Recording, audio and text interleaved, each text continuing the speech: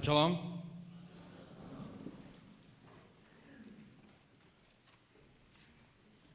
I confess that I went to college. Call me a snob, call me an elitist. I'm not running for office, so I can say anything that's on my mind. I think higher education is a good thing. It was a good thing for me. It's a good thing for my daughter. And therefore, I recommend it for your children as well. I even recommend it for Rick Santorum's children. College didn't indoctrinate me to hate religion. I was Jewish before I went to college, and I'm still Jewish. The first 3 years of my 7 years of higher education were in London, and you know about Europe, right? It's a socialist boot camp. But even there, I didn't find that the University of London was dedicated to re-engineering my capitalist convictions into freedom-hating, religion-belittling, profit-denying, Wall Street-detesting, liberal-loving, tree-hugging, environmentalist, socialist, atheist, and anti-materialistic fanatical philosophy. Former Senator Santorum did okay. He's got 3 higher education degrees. I don't see any danger of him becoming an enemy of liberty anytime soon, unless you believe that his relentless attacks on women's rights and equal access to medical care is in and of itself an attack on liberty. I know that candidates say ridiculous things during campaigns, but Santorum took my breath away. The idea that you can appeal to blue-collar voters by attacking colleges as indoctrination mills that relentlessly pursue conservative, religious, faithful, innocent, and pure souls in order to convert them into democratic, atheist automatons is just incomprehensible to me. It's not even in the interests of those very blue-collar voters. Every study that I have seen ties promotion, income, job satisfaction, and security to higher education. Broadly speaking, the more you have of it, the better off you are. It's true that some people simply are not meant for higher education. That's true. In my own family, extended family, there are several members who never went to college. Some of them are brilliant and successful, and they were just not suitable for college. That's okay too. Even in these cases, vocational schools and professional training would benefit young adults.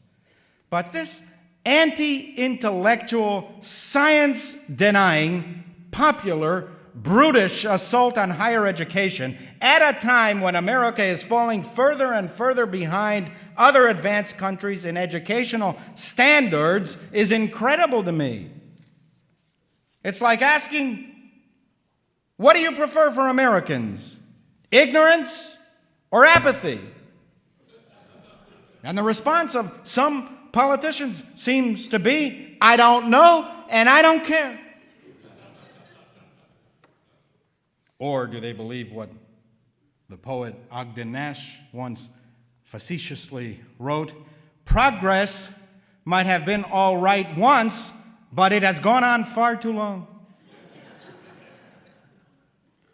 Or is citing Ogden Nash in and of itself evidence of elitism? Nash, by the way, went to Harvard, but dropped out after a year and never returned to university. Rick Santorum has an MBA and a JD. Mitt Romney has an MBA. Newt Gingrich was a college history professor. Ron Paul is a medical doctor. They haven't become stark, raving liberals. Well, maybe Mitt Romney. What gives? What's good for them and their children is too good for other people's kids. It's not that college necessarily makes you smart. There are plenty of dumb college graduates. And it's not that college necessarily makes you good. There are plenty of terrorists who have university degrees. It's not that college necessarily makes you successful. There are plenty of failed college graduates. It's not that college necessarily makes you a more discerning person. There are plenty of undiscerning and unsophisticated college graduates. And some of the critique of American universities is accurate. College is too expensive. The faculty is not always proficient or serious or interested. The courses are not always, how shall we say, socially or intellectually relevant. As Saul Lieberman once said in introducing Gershom Scholem, two of the great 20th century Jewish scholars, nonsense is nonsense. But the history of nonsense is scholarship. There is some nonsense on American campuses. But higher education increases the likelihood of greater knowledge, sophistication, discernment, self-confidence, self-awareness, self-satisfaction, enlightenment, economic security, and social progress. It doesn't guarantee, but it increases the chances of doing the right thing. Jews know this in our kishkis. All of us have had grandparents who, when we were young, introduced us to their friends by saying, the doctor is 4 and the lawyer is 2. Judaism, from the beginning, highly prized intellectual exertion. We embraced science. It's why so many Jews are medical doctors and scientists. We have always been intellectual pluralists, hardly ever agreeing on anything. Any page of the Talmud is replete with hot, passionate disagreements. It was the pursuit of truth that counted, and argumentation enhances the pursuit of truth. Hearing other opinions. But Jewish tradition did agree on one thing, unanimously, without argument: the value of study. The Talmud envisions that the second question that we will be asked after we die when we meet our Maker is, did you set aside regular time for study? The obligation of Torah study was lifelong, until the day of your death, according to Maimonides. And it was not only Torah, it was all matters of higher understanding. What the Talmud calls the dialectics of wisdom, how one thing flows from another. Maimonides himself was a medical doctor, an Aristotelian philosopher, and a legal expert. Study was expected for everyone, whether you are an adult or a child, whether you are intellectually quick or slow, whether you are rich or poor. A story is told of a sage who tried to persuade a successful and wealthy man to study.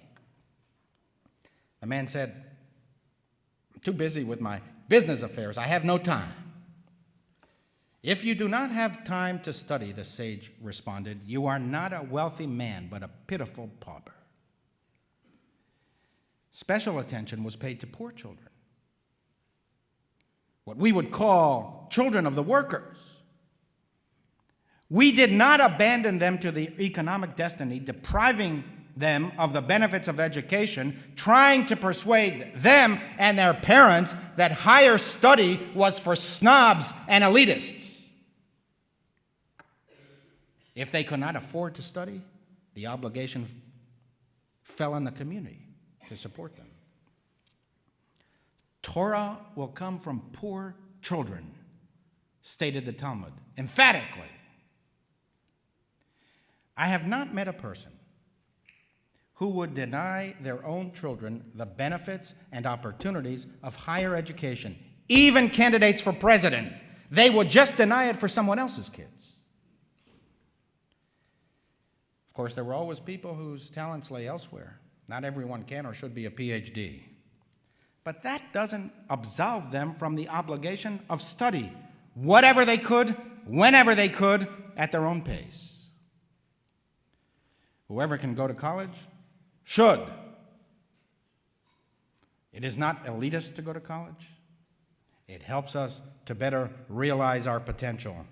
Not only does higher education train us for greater specialization in a world that requires it, if you don't go to college, you fall behind. Everybody needs additional training. Every 10 years, you need additional training.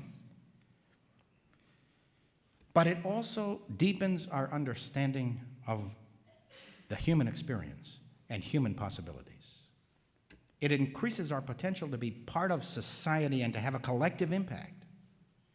We are better able to grapple with a morally complex and an increasingly interdependent world.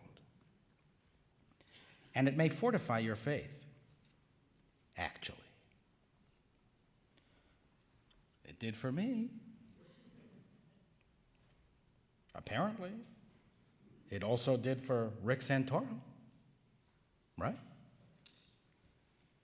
College is where you meet others, both in books and on campus, who think differently and test your beliefs. And if you can emerge from that environment intact, your beliefs will actually be strengthened. And if you loosen or abandon your beliefs, maybe those beliefs were not so hot in the first place. In the Torah portion for the week, Tetzaveh, we read more details about what was in the tabernacle, the portable sanctuary in the desert. The parsha begins with a description of the Ner Tamid, which has sometimes been called the eternal flame. See, every congregation, every sanctuary has an eternal flame. It comes from our Torah portion. Except no one really understands what the description in our Torah portion actually means. No one knows what the word tamid means or what the flame was. Some scholars believe that it was a lamp that was kindled tamid, not eternally, but regularly, from evening until morning. This seems to be the plain meaning of the biblical text. Other scholars believe that the Ner Tamid was a lamp that was always lit. They understand Tamid to mean all the time, eternally. Josephus believed that the Ner Tamid was one of the 7 lamps of the tabernacle, menorah itself, and that lamp, one of those 7 lamps, which was designated as the Ner Tamid, that lamp was always lit and was used to light the other 6 lamps of the menorah. Rabbinic sages reinterpreted the light to imply the light of Torah study. That is what should be perpetually lit. The rabbis taught that study is like a lamp. It is utilitarian. It lights the way for you in the dark. But not only that, it is also socially useful. Like the Ner Tamid in the Bible, its light is used to light other candles. In a great midrash in our parsha, the sages write, just see how the words of Torah give forth light when a person studies. He who does not study can be compared to one who stands in a dark place. As soon as he starts walking, he stumbles against a stone. He then strikes a gutter, falls into it, and knocks his face on the ground, all because he has no lamp in his hand. It is the same with the individual who has no Torah study in him. He strikes against sin, stumbles, and dies. But those who study give forth light wherever they may be. It's like standing in the dark with a lamp in his hand. When he sees a stone, he does not stumble. Neither does he fall over a gutter, because he has a lamp in his hand. And the rabbis conclude, just as the light of a lamp is undiminished, even if 1,000,000 candles are lit from it, so will he who studies give off light to millions of people.